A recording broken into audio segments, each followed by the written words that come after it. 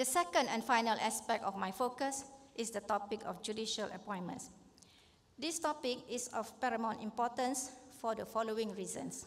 Firstly, the very building blocks of the judicial institution are its judges. A judge must not only be qualified on paper, but must carry with him or her the right temperament, physical stamina, and the mental courage to deal with the high demands of the duties of their office. If the wrong persons are appointed, the very cause of justice stands to be averted. It is almost impossible to build a resolute and entirely independent institution if its lead actors are not poised to play the part required of them. Secondly, we cannot deny the blemish in our history. That was the 1988 judicial crisis. This one crisis itself tarnished the independence of the judiciary and paved the way for further incursions into the institution. In its aftermath, we also witnessed completely unsettling events that are known as the infamous Wikelingam tapes. Most heinously, revelations were made that certain persons were literally deciding on who should become judges specifically as a means of reward, as though appointments of judges can be used as bargaining chips. These events called for an independent judicial appointments process to ensure that tarnished candidates do not stand a chance of appointment. Prior to 2009, the judicial process was rather simplistic in the sense that it was only based on a few provisions of the Constitution.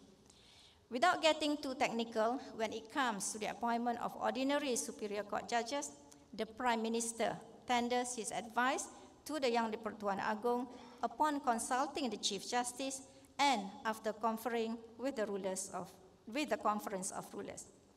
This process underwent a radical shift in 2009 with the introduction of the Judicial Appointments Commission Act 2009, which established the Judicial Appointments Commission, or it is most commonly referred to JAC. What I am about to share with you next are not my personal views, but actual discussions that took place in the Dewan Rakyat regarding the passing of the Judicial Appointments Commission Act 2009.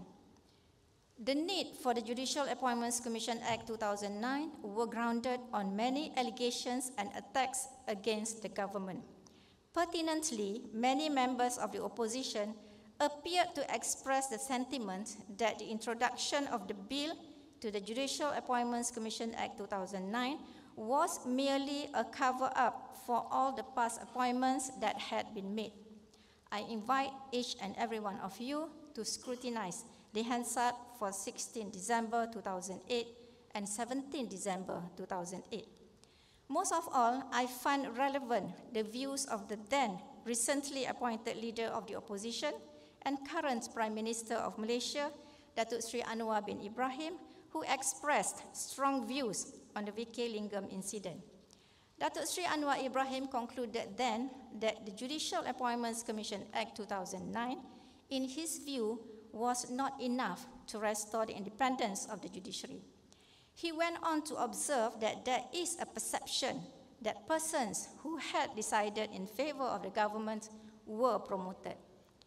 Datuk Seri Anwar Ibrahim's observation then relates directly to the fundamental aspect of judicial independence, in that perception plays a big part in it. The public cannot be expected to have confidence in the judicial institution, no matter how hard its judges work, if the pervading public perception is that judges are appointed or elevated upon the favor of making decisions that by default support the government of certain business interests. When things like this happen, it is very similar to, if not worse than, the lessons in the children's parable of the boy who cried wolf. Cried wolf wantonly could backfire when no one believes you, when the wolf actually arrives to eat the sheep.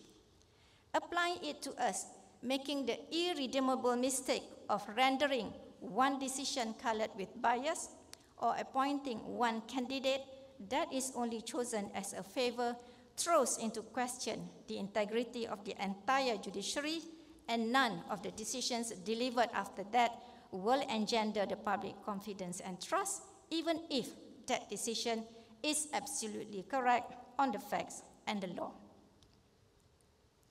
It takes decades to instill a steady level of trust and confidence in the judiciary.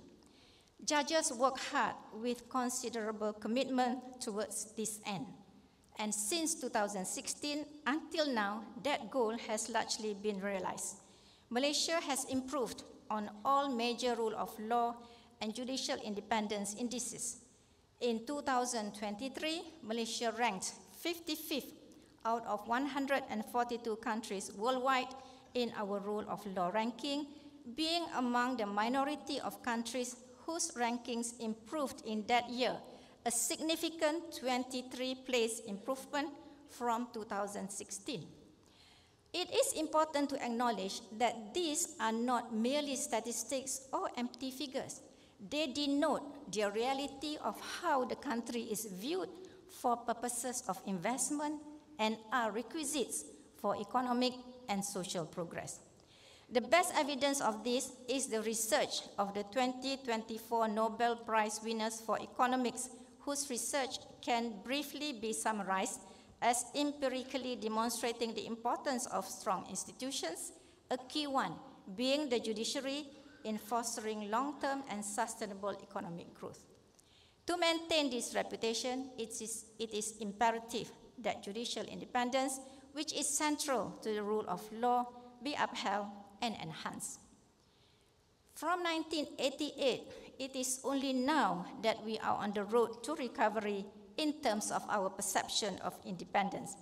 Incidentally, 15 years ago, when the Judicial Appointments Commission Act 2009 was enforced, the then leader of the opposition made the comments that he did, as reflected in the Hansard on the appointment of judges and judicial independence. I am certain that now, as Prime Minister, Datuk Sri Anwar Ibrahim and his government will remain true to those comments by continuing to unreservedly remain committed to upholding the cause of judicial independence.